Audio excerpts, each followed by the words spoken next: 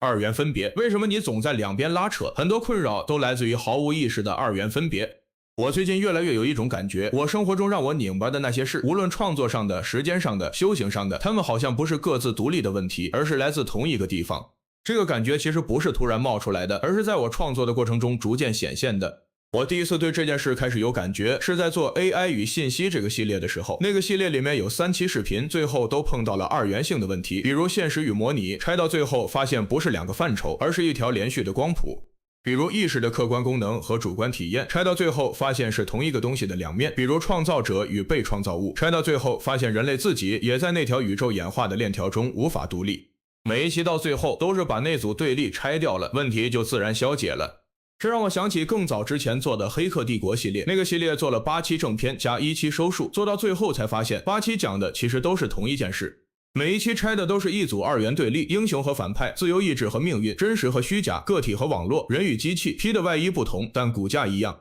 然后我就开始想，我自己生活里的纠结和这些视频里反复出现的模式，有没有可能在底层也是同一个东西？创作上的纠结，时间上的拉扯，修行里的应该和不应该，这些让我拧巴了很久的东西，是不是底下跑的也是同一个操作系统？带着这个直觉，我决定做一个二元性的系列视频。于是我就开始做，一共做了6期，发了4期，但做到一半的时候，我就感觉到不对了。做这个系列的初衷是我想通过它真实的去看看能不能解决现实生活中碰到的这些问题，但在做前6期的过程中，知识层面确实是更清楚了，二元性的起源、结构、哲学上的处理方式，这些东西理解的更深了。但体验层面呢，一点变化都没有。这让我感觉到，似乎无论再做多少期，都触及不到真正的核心。于是我停下来了。也就是说，我正在探索一个跟苦有关的东西。我试了一条路，把结构拆清楚，把道理想明白，但这条路没有走通，因为道理确实更清楚了，但苦没有变。可就在差不多同一段时间，有一件事让我自己也觉得很诧异。我在头脑里对二元性的研究走不下去了，但生活里那些一直让我拧巴的东西却开始自己松动了。我不知道这2件事为什么恰好同时发生，也不知道它们之间到底有没有因果关系，但这种同步本身让我开始重新回头看这段时间我的生活里究竟发生了什么。所以这期视频我不打算再用之前那种方式去拆解二元性了，我想换一种方式，从最近发生在我身上的这些变化讲起，尽可能真实的还原这段过程，看看那些看似毫不相干的纠结是怎样在同一段时间开始松动的，也看看顺着这些变化，一个反复制造苦的模式是怎样慢慢显现出来的。接下来我想花一点时间把这些变化一个个讲具体，不是为了多举几个例子，而是因为这次变化本来就是这样被我看见的，不是先有一个答案再回到生活里寻找证明，而是一些散落在工作、作息、创作、交易和修行里的变化，在同一段时间陆续发生，最后才慢慢显出了他们共同指向的东西。最先让我感觉到不一样的是工作和休息的关系。我一直是一个比较焦虑也比较 hard working 的人，如果我跟朋友出去玩一天，哪怕人已经在外面了，脑子里也会一直有一个声音说，这个活动其实可去可不去，我是不是应该回家工作，因为我今天还没有工作，而我本来是需要工作的。有时候朋友临时说要不要去打保龄球，或者要不要去看个电影，如果那天我本来安排的是按摩或者工作，我通常会想坚持原来的安排。我的生活似乎没有太多弹性，因为我觉得我本来就是要去做我本来应该做的事情。表面上看这可能叫自律，也没有什么不对，但我慢慢发现真正消耗我的并不是工作本身，也不是出去玩这件事，而是无论我选择哪一边，另一边都还在脑子里拉着我。我出去玩的时候会觉得自己应该工作，真的回去工作了，又不一定是因为我此刻真的想工作，而是因为我觉得自己应该去做。上个周末我又跟朋友一起 chill， 那几天各种事情的进展都比较慢，也没有那么 hard working。 朋友叫我去打保龄球、看电影的时候，我心里也闪过一点担心，我是不是应该回去工作。但是这一次我还是 go with the flow 了，我没有努力说服自己休息也是为了更好的工作，也没有把休息包装成另一种效率工具，我就是很放松的过了几天。就这样慢节奏的放松，玩了2-3天之后，我突然非常想念工作。我很自然的坐下来，回到工作状态，而且发现工作的感觉让我很充实、很舒服。但这个状态跟以前不一样，以前是我觉得我应该回来工作了，这一次是我真的想回来工作了。以前我也不是没有连续休息过几天，区别在于以前即使什么都没做，心里也完全没有停下来，我会着急，会想自己是不是在浪费时间，会不断的想找点什么事情做。但这一次是真的放松。从外面看，结果可能一模一样，都是休息几天然后回来工作，可是在里面那是2种完全不同的体验。真正变化的不是我休息了多久，而是工作和休息之间那种互相拉扯的感觉开始松了。休息的时候可以真的休息，回到工作时也不再只是因为觉得自己应该工作。差不多同一段时间，我对作息的感觉也在发生变化。以前我觉得早睡早起比较健康，比如每天11点钟睡，早上7点半起，它当然是一个非常健康的生活频谱，我也确实在努力遵照它。但我逐渐发现，当我这么做的这一段时间当中，我的生活好像没有什么生气，我的人也并不是很有能量感。更令我感到有点添堵的是，因为每天可能11点要睡，那我10点半就要上床，所以每天我到了时间，我就会情不自禁的开始想 OK， 那我7点钟之前要完成什么，9点钟之前要完成什么，这样我10点半才能上床。就是一天还没有开始，就已经被一个个时间节点给切好了。最近我可能会睡得稍微晚一点，晚上的活动可能也会更自由一些。你要问我这是不是比原来更健康，我也不知道，但我最明显的感觉是我的整个生命感开始流动起来了，而不是原来的固定一个作息，然后告诉自己什么时候应该去干嘛。我不是在说早睡早起不好，也不是想把晚睡说成更自由，真正变化的地方是我不再把自律和自由放在两个互相对抗的位置上。不过对我来说，长期以来最明显的分裂其实是另外一件事，这件事情关乎我生命中的主线。我的生命中有3件没有办法割舍的事情， DJ、交易、红药丸。这3件事没有一件是心血来潮。 DJ 已经超过10年了，红药丸从最开始接触禅修到今年开始做频道，这一路下来的积累也超过10年了，时间最短的交易也已经有3年以上。所以对我来说，问题从来都不是不知道自己想做什么，刚好相反，我很清楚这3件事都是我热爱的东西。交易是我赚钱的方式，也是我过去几年拿到结果的地方，并且我也很 enjoy 整个研究的过程。DJ 不仅是因为我很喜欢听歌，这也是我释放能量的一种方式。红药丸是我愿意用一生的时间去研究的宇宙本质和人类生命的方向。这3件事情在我生命中的角色不同，但我对他们有着同样的热爱，也都是我愿意花一生的时间去深耕的东西。我不想在他们当中做出一个选择，因为我感觉他们是我同一个人的3个不同的面向，而且这3个东西最终可能是互相滋养的。但很长一段时间里，我的体验是完全分裂的，每一件事都占据一块时间，每一件事都在互相挤压。比如早上起来创作，如果到12点或者1点还没有完成，我就会开始焦虑，因为这样健身的时间会往后推，健身晚了，下午和晚上做交易又会被挤压。等我终于在做交易的时候，脑子里可能又开始想，明天还得继续创作。每件事情单独看都是我想做的事，但是当它们同时出现在生活里，我感受到的却不是丰富，而是一种不断被分割的紧迫感。我曾经尝试过从逻辑上把它们统一起来。熟悉我们频道的朋友可能都知道，信息论是我研究与创作的过程中的一个极其主要的视角。我发现无论是音乐的律动、交易的周期、价格的 K 线，或者红药丸的很多研究，其底层最终都可以落到信息物理的范畴内。这并不是我为了统一它们而硬造出来的一个框架，它们在逻辑上确实有着共同的基础。当我第一次发现这种逻辑基础时，那一刻我觉得好像找到答案了。但是很快我发现，逻辑上的统一并没有在真实体验里把分裂感消解掉。我知道他们在理论上是一件事，不代表我在早上12点还没写完稿子的时候就不会焦虑。这其实跟前面做二元性系列时碰到的问题一模一样，我又一次试图用想明白去解决一个感受层面的问题。但最近1-2周，这种分裂感却开始逐渐消失。而这里有一个我觉得非常重要的顺序，不是因为我先找到了一套更好的时间管理方法，把3件事都排进日程，执行之后发现原来真的可以，所以我不焦虑了。不是这样的。是那个他们互相排斥的感觉先开始松动了，然后我才很自然的去做了一些之前一直觉得放不进生活里的事。比如我把 Record Box 装好了，开始重新准备 DJ。 做完之后我发现好像也没有耽误什么，生活没有因为多放进一件事就变得更拥挤，反而开始流动起来。不是行动解决了分裂，更像是框架先松了一点，行动自然的发生，而行动的结果又反过来告诉我，我原来以为的那个冲突也许真的没有那么真实。类似的变化也发生在创作本身。刚开始做频道的前3-4个月，我给自己设定了一个比较固定的更新频率，一周3到5期。最开始这种交付压力是有帮助的，它逼着整个工作流快速成型，也让我真的开始持续的产出。但过了一段时间，一种赶工感越来越强，周1到周4每天要产出1篇，周5、周6上传，然后又要准备下一周的材料。在一个给定的时间里，我当然还是会尽量做出当时能做的最好的东西，但它跟我一开始设想的质量，跟我希望这个频道最终想要达到的状态慢慢有了距离。而且这种赶工的感觉会把我带回一个很熟悉也很陈旧的状态。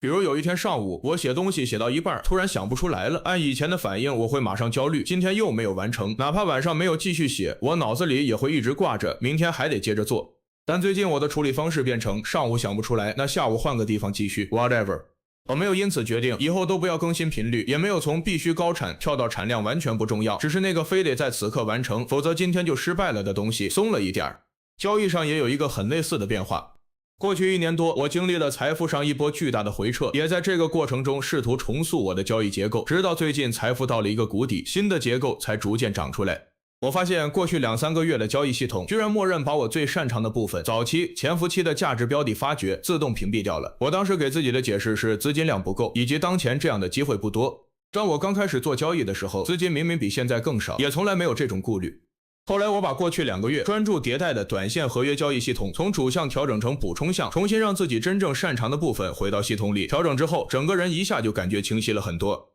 它不是一个交易技巧上的小修改，它更像是我终于停止按照在现在的条件下我应该做什么去压住我真正擅长什么。而这件事和我对创作的认知转变几乎发生在同一个时期。但在所有这些变化里面，对我触动最深的可能还是与修行相关的。过去10年的修行过程里，我一直有一个很明确的区分，什么是好的状态，什么是坏的状态，什么事情应该做，什么事情不应该做。一旦进入我认为不好的状态，或者做了不该做的事，我就会有很强的罪恶感和负罪感，觉得自己又失败了。戒色就是一个非常直接的例子，相信有不少人都看到过类似的，比如如果你戒色3个月会达到一个什么样的状态这种内容，而我也一直想达到这样的状态，因此我一直想戒，也一直压抑，一直觉得这样不好。可最讽刺的是，我越把欲望放到自己的对立面，越想消灭它，反而是破戒最多的时候。我的戒色真正开始有成效，反而是从允许并接受自己有时候会破戒开始的。这句话听起来有一点矛盾，怎么会是允许破戒以后反而更能持戒？但我的实际体验就是这样，当绝对不能发生这层东西松开之后，即使我偶尔破戒了，我也不需要先攻击自己，再陷入下一轮更强的压抑。包括出去喝酒、社交，以前有段时间我会觉得你现在的状态最好不要做这些事儿，否则会影响工作、影响修行。但是现在我越来越觉得这些也都是生活的一部分。我不是在说欲望一定没有问题，也不是说人应该顺着所有欲望走。如果人完全没有欲望，那已经成佛了。可能真正关键的从来不是欲望本身，而是我和欲望的关系。当欲望升起来的时候，我的 mind 到底处在什么样的状态？我是被它牵着走，还是在压抑它、对抗它？又或者我能不能只是看见它，允许它存在，同时仍然保有选择？最后我想聊的一件事是关于愿力。去年刚接触显化学的时候，我很直接的目标就是我要赚1000万美元。后来师傅跟我说要为众生而做，于是我开始在感恩日记上写我能为别人做什么，我能怎么帮助别人。但我必须很诚实的说，为众生这件事那时候在我心里没有办法产生什么波澜，它也没有办法跟我正在做的事情真正连接起来。我想赚1000万美元，好像是为了自己，为众生，又好像意味着我不应该想着自己。两件事在我心里一直没有办法统一，直到最近我才突然意识到，这根本就是同一件事。我获得1000万美元的过程本身就意味着我为别人提供了某种价值，也意味着这个价值真的被很多人需要，为自己创造财富的过程已经把众生包括在里面了。这个例子现在说出来好像一句话就能讲清楚，甚至很多人听完可能会觉得这不是显而易见的吗？但在真正开窍之前，这个分别确实困扰了我很久。知道和体会到真的是2件事。说了这么多，你可能已经注意到了，这些纠结看起来完全不同，有的是时间，有的是工作方式，有的是修行，有的是金钱，但他们给我的感觉是同一种感觉。具体是什么，当时我也说不清楚，但那种拧着的感觉以及后来松开的感觉似乎都是一样的。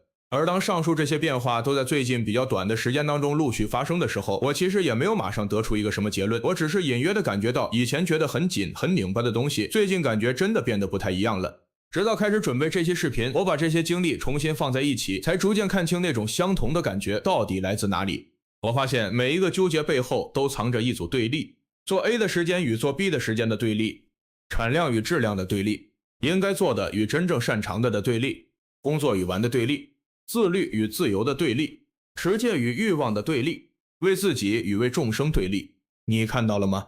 看起来是完全不同的人生问题，但每一个纠结拆开之后都是一边对另一边。而且更重要的是，我发现他们的运作方式几乎一模一样。具体来说，这个结构运作的方式可以分成3步。第一步，切分。头脑把一个本来完整的东西切成2个互斥的选项，做交易的时间和做创作的时间是互斥的，工作和出去玩是互斥的，为自己和为众生是互斥的。有纪律就不能有欲望，花时间做 DJ 就一定会耽误创作和交易。而且这个切分是无意识发生的，你不会坐在那里正式的告诉自己，现在我要创造一个2元对立，你甚至不知道自己已经在一个2选1的结构里了，你只是会开始感觉到一种说不清的拉扯。第二步，贴标签。切成2半之后，一边很快被标成应该，另一边被标成不应该。应该工作，不应该玩；应该为众生，不应该只想自己赚钱；应该早睡早起，不应该晚睡；应该持戒，不应该有欲望。一旦这个标签贴上去，人就被锁在里面了。当你选择应该的那边，不应该的那边就会变成威胁或者诱惑。当你选择了不应该的那边，又会产生罪恶感。工作的时候想休息，休息的时候想工作，两边都待不住，这就是苦。第三步是解开。当我回头看这些经历时，发现每一次真正的解开，都不是因为我终于在两个选项之间做出了一个更正确、更聪明的选择，而是我突然看到这两个选项也许根本不互斥，框架本身塌了，不是选得更好了，是原来的选择题消失了。回头看前面的故事，戒色真正出现变化，是因为我允许了破戒的可能性，三件事的分裂感变弱，不是因为我找到了完美的排期，而是那种互斥感先松了。为自己和为众生也从来不是两件事。每一次都不是找到了更好的答案，而是发现问题本身的设定方式有问题。到这里，你可能跟我当时一样，自然的会问出一个问题，那这个模式到底是怎么松开的？其实我在探索最近发生的这些事情时，一共提出了3个问题。第一，这个松动到底是怎么发生的？因为在这个松动发生之后，我其实自己也不知道它到底是怎么发生的，所以我也很好奇这个发生的过程。第二，这个机制到底有多普适？也就是说，这种化解问题的方式是只适用于我，还是每个人可能都会有？这种方式是否不仅仅局限于我上述列举的这些例子，还是说它可能存在于生活的方方面面？第三，为什么有些人会感觉比较拧巴或者容易纠结，而有些人就很洒脱？有意思的是，这3个问题里只有1个被正常回答了，另外2个在探寻的过程中自己塌了，而且塌掉的方式跟前面那些素材里的松动方式一模一样。接下去我们就来看看这3个问题。先来看第一个问题，松动是怎么发生的？这里先要说清楚一个前提，这些松动不是在某一个戏剧性的瞬间突然发生的，事实是在任何一个我可以指给你看的瞬间之前，它们其实都已经在发生了。前面这些生活里的小变化就是证据，只是那时候的变化很模糊，我能感觉到有东西在松，但不知道它最后会变成什么样。后来有一个瞬间，让这种模糊的松动突然变得清晰。那天我在跟师傅聊天，最开始聊的是搬家的事，后来顺便说到我最近的状态。我说最近除了财富还没有显化出来之外，身心和各方面的感觉其实都在越来越好。说着说着，我回忆起了前面这一整段创作经历，讲到最后我打出了一句话，我发现我自己的整个经历其实就是创作的素材，创作与生活本身其实就是同一个东西。就在说出这句话的时候，我突然通了。以前我创作的时候在创作，生活的时候在生活，每天需要切一部分时间给创作，再切一部分时间给交易，再想办法把其他事情塞进去。但在那个瞬间，他们在感受上合到了一起。不是我推导出了一个新结论，而是我第一次实际的感受到，创作不需要站在生活的外面，把生活加工成一个作品。我的经历，我当下正在穿过的这些困惑和变化，本身就是创作。不过讲到这里，我不得不再做一个澄清，它并不是说在那个瞬间之前我还没有想通，然后从那个瞬间开始我就突然通了。它并不像一个开关，按下去以前是黑的，按下去以后就亮了。真实的情况不是这样，真实的情况更像是一个连续发生的过程，并不存在通了之前和通了之后的那2半。那个瞬间并不是松动的起点，也不是一次从无到有的改变，它只是让已经在发生的模糊的变化第一次有了一个可以辨认的形状。在它之前，我能感觉到东西在松动，但不知道松动之后是什么。在它之后，我终于有了一个实际的体感，大概知道那种状态可能是什么样子。松动一直是连续的，只是那个瞬间让它变清晰了。我觉得这件事还挺有意思，因为就在我试图讲述一个关于不要切分的领悟时，我又差点用切分的方式把它讲出来。这个模式真的无处不在。再说一个实时的例子，就在前几天早上读经的时候，我脑子里突然冒出一个念头，这2天创作进度这么慢，这周可能发不出东西了。那个熟悉的焦虑马上又升起来了一点。但这次不太一样，我看到了这个模式，同时更重要的是，我不仅仅只有觉知，我同时感受到了自己真正想要的创作状态是什么样的。那个更清晰的感受出来之后，焦虑自己就消失了。不是我告诉自己不要焦虑，也不是我用一个更正确的想法压住它，它更像是被另一种真实的感受替代了。我理想的创作状态跟高效并不冲突，也许最后我仍然可以1周更新3次，只是现在还没有完全找到那个自然的节奏。再说一个更有意思的事，和这期视频的创作有关，在准备这期视频的过程中，我又撞见了同一个模式。我一开始对这期视频的设想是，先把松动到底怎么发生研究清楚，把触发条件、过程、机制整理成1、2、3，然后再开始创作。这是一个非常自然的想法，先理解再输出。但我反复去探寻之后发现，这个发生的过程没有办法被切成1、2、3，至少现在的我没有办法告诉你，只要先做什么，再做什么，最后那个框架就一定会松开。每个人的契机可能都不一样，甚至试图把它强行切成几个确定的步骤，本身可能又是在重复那个老动作。于是到最后，我只能说 It is what it is。能切得出来的地方就切，比如前面说的切分、贴标签、解开，这个结构是可以描述的，那我就把它说出来。松动究竟怎样发生，暂时切不出来，那就不切，直接把真实的过程还原给你看。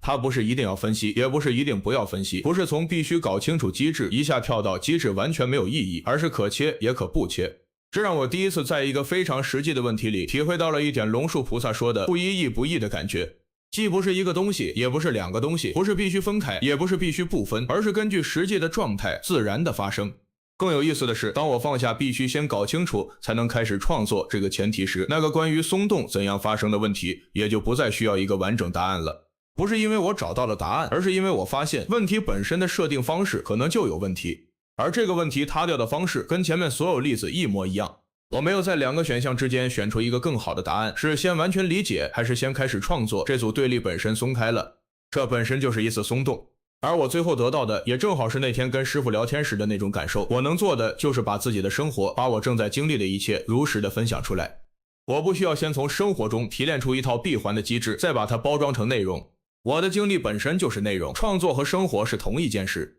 这就是我对提出的第一个问题，松动是怎么发生的，探索与回答。我没有办法给出一个标准的答案，但是我的整个经历本身似乎有可能会说明了一些事情。接着看第二个问题，这个机制有多普世？这是三个问题里唯一一个被正常回答了的。我现在会把二元性的运作大致看成4层，最底下的一层是区分。人的意识要理解世界，本来就必须制造区分，这是桌子，那是椅子，这是我，那是你，这是工作，那是休息。没有区分，我们可能连最基本的认知都无法完成。所以区分本身不是问题，也不可能被彻底消灭。第二层是硬化，原本只是这个和那个不同，慢慢变成了这个和那个互斥。工作与休息本来只是两种不同的状态，后来变成了只要休息就是没有工作，只要玩就是不够自律。一条为了方便理解而画出来的线开始变成一堵墙。第三层是无意识化，我们忘了那条线是自己画的，开始把它当成现实本身，这个对立于是开始变成无意识的。我们不再觉得我正在用一个2选1的框架看这件事，而会觉得现实就是只给了我这2个选项。苦主要是在这里产生的。第4层最上面一层才是每个人生活里的具体内容。对我来说可能是 DJ 交易和创作，是工作与休息，是持戒和欲望。对另外一个人来说可能是我到底该不该辞职，这段感情要不要继续，可能是一个好妈妈应该是什么样，不应该是什么样，也可能是我必须坚强，不能软弱。这一层的内容是穷举不尽的，而最难的一步并不是学会一个多高深的解法，而是从最表层掉下去一层，看到那个2选1不一定是现实给你的，它可能是头脑制造的。这等于在告诉一个人，你现在看到的现实有一部分并不是现实，而是你的框架。对很多人来说，这一步可能比后面所有步骤加起来都难，因为当你身处其中的时候，那个问题真的很真实，你真的会觉得不辞职就没有自由，辞职就没有安全感，对孩子严格就是伤害他，不严格就是不负责任，承认自己软弱就意味着自己不再坚强。我不是说现实里不存在取舍，时间、金钱、身体当然都有边界，有些时刻我们最后也确实只能做一个具体选择。但需要做选择和2个东西在本质上互相排斥不是一回事。真正把人困住的很多时候不是眼前那次选择，而是我们早已把两边变成了敌人。一旦你看到这一层，后面的东西也许会自己开始显现。所以回到第2个问题，这个机制有多普世？我的发现是具有普适性的在下面3层，具有个体性的在最上面的一层。每个人的纠结看起来都不一样，但底下跑的可能是同一个操作系统。接着看第3个问题，为什么有些人拧巴，有些人不拧巴，或者说有些人感觉苦，但有些人可能就更洒脱一些？这其实是一个很有意思的问题，因为我在做这期视频的时候，我会在想象，如果把这期视频放给我身边一些特别洒脱的朋友看，他们内心可能会非常疑惑，你到底在聊什么？这有什么好聊的？我们花这么长时间走了这么大一圈，试图讲清楚的东西，对有些人来说可能真的是这有什么好纠结的，想做就做，不想做就不做啊。这件事想想还挺好笑的，但他也让我开始问，为什么有的人会这么拧巴，有的人就这么洒脱？每个人拧巴的程度当然是不一样的，这个差异可能来自更底层的东西，可能是先天的材质，也可能有后天经历的影响。这些差异具体从哪里来，我现在其实也说不清楚。但回头看我自己的经历，有一件事却很清楚，正是因为这么多年一直处在某种不太协调的身心状态里，我才会不断寻找离开苦的路径和契机。如果我从来没有这么拧巴，我可能也不会这么强烈的想要弄清楚这些苦究竟从哪里来，有没有可能从里面走出来，我就不会知道从拧巴到不拧巴是什么感觉，不会知道那种喜悦和轻松，也不会有契机把这些东西写下来，再分享给可能有同样感受的人。想到这里，我才发现我之前好像默认了拧巴是一种缺陷，洒脱才是一种更好的状态。但现在回过头看，拧巴好像也不完全是我原来以为的那个样子。至少我现在回头看，它反而可能是一种 gift， 一份礼物。一个人的天生特质可能都带着属于他自己的使命，而那些看起来不拧巴的人也不一定真的没有苦，可能只是他们拧巴的地方跟我不一样，或者他们表达和感受苦的方式不一样。人人都有苦，众生皆有苦。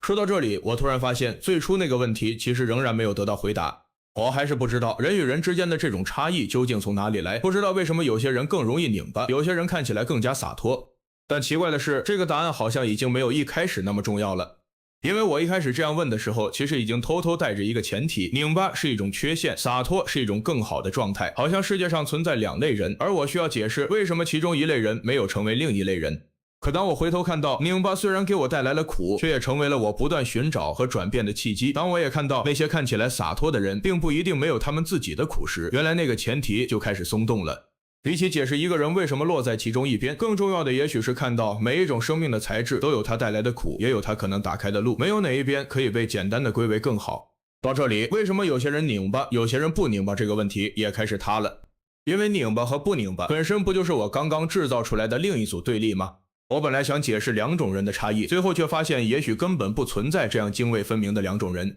所以不是这个问题终于得到了一个答案，而是当它背后的那组对立松开以后，我不再那么需要那个答案了。它被消解的方式又跟前面所有事情一模一样。第一次松动是怎么发生的这个问题塌了，现在为什么有的人拧巴，有的人不拧巴这个问题也塌了。我本来在研究二元性，结果研究的过程本身一次又一次成为了二元性如何运作又如何松开的例子。走到这里，整个探索好像绕了一圈，又回到了一个大家都知道的东西，道。阴阳相辅相成，没有任何一种生命状态只有利而没有弊，也没有哪一边可以被简单的归为更好。但这一次，我不是想再解释一套关于阴阳的理论，也不是想多知道一个不二的概念。我开始体会到的是，不二并不是没有区分，也不是强行把所有东西都说成同一件事。工作和休息依然不同，实践和欲望依然不同，生活里依然有边界，有先后，也依然需要做出具体的选择。真正开始松开的是我们不再把不同变成互斥，不再让一边必须以否定另一边为前提。生活里仍然有两边，但两边不一定要成为敌人。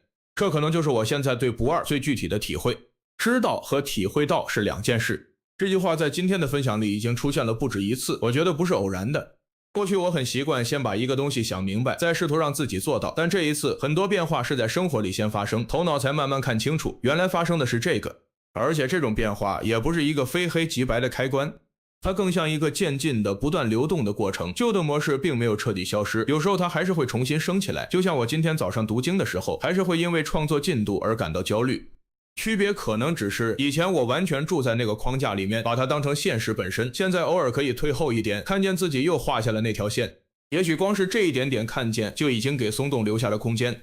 所以如果你最近也在为什么事情纠结，你不一定要马上逼自己做出选择，你可以先退一步，看一看我是不是已经无意识的把这件事切成了两边，我是不是给一边贴上了应该，给另一边贴上了不应该，这两边真的互相排斥，还是我已经在不知不觉中把他们变成了敌人。不需要急着把那条线擦掉，先看到它，然后看看当你真的看到它以后，身体和心理的感受会不会发生一点变化。我不知道这期视频里的东西对屏幕前的你到底有没有用，我只是凭直觉觉得它可能有用，所以想把它分享出来。如果你也发现自己有类似的模式，或者你用这种方式去关照自己的纠结之后产生了什么具体的变化，我很想知道。因为这个东西如果它可以叫做一种方法的话，到底会对其他人产生什么影响，我现在真的没有答案。而这期视频最终也没有给出一套关于松动如何发生的标准答案。我能做的只是把这段真实发生的变化以及我在其中看到的东西尽可能完整的分享出来。我不需要先从生活里提炼出一个完美的机制，再把它包装成内容。